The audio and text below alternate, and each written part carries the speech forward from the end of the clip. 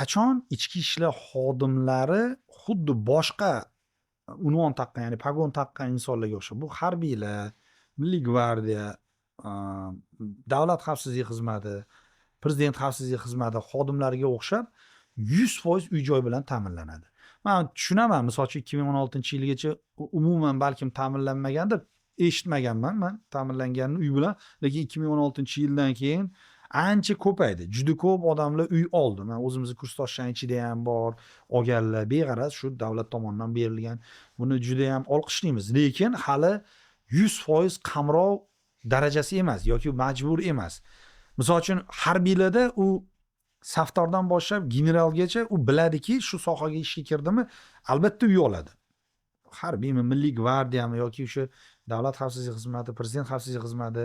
Lekin nima deb o'ylaysiz? Qachon bir ichki ishlar xodimlari ham 100% uy oladi?